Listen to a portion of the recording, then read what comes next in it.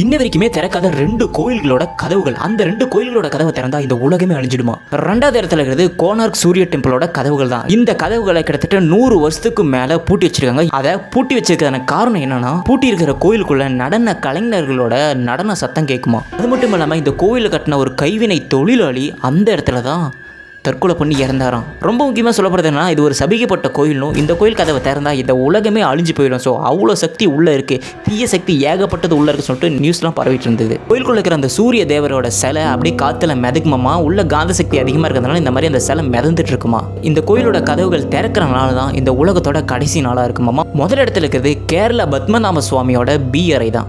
இந்த அறையை திறந்தால் 100% இந்த உலகமே அழிஞ்சு போயிடும் சொல்லிட்டு இந்த உலகத்தில் இருக்கிற எல்லாராலையுமே நம்பப்படுது. இந்த கதவுகளை நாகபந்த கதவுன்னு சொல்லுவாங்க. இந்த கதவுக்கு முன்னாடியே 2 மிகப்பெரிய கல்லாலான பாம்புகளை வடிவமைச்சிருக்காங்க. அந்த கதவுகளை எப்படி திறக்கிறனா, கருட புராணத்தில் வர பாடல் வரிகளை சரியான சத்தத்தில் சரியான நேரத்தில் சரியான இடத்துல இருந்து பாடனா மட்டும்தான் அந்த கதவுகள் திறக்குமா. கொஞ்ச காலத்துக்கு முன்னாடி இந்த கதவுகளை சிலர் திறக்க பார்த்துருக்காங்க. பார்த்தவங்களுக்கு அலைகளோட சக்தம், அந்த சுனாமியோட சக்தம் வந்ததாகவும் அங்கிருந்து ஓடி இருந்ததாக நம்பப்படுது. கோயிலை சுற்றி இருக்கிற ஊர் மக்கள் எல்லாருமே இந்த கதவை திறக்கவே கூடாது அப்படி சொல்லிட்டு பல டைம் போராட்டம் பண்ணியிருக்காங்க. அது மட்டும் இல்லாமல் அந்த கதவை திறக்க கூடாதுன்னு சொல்லிட்டு ஆர்டரும் வாங்கிட்டாங்க. ஸோ அந்த கதவை எப்பவுமே திறக்க மாட்டாங்க.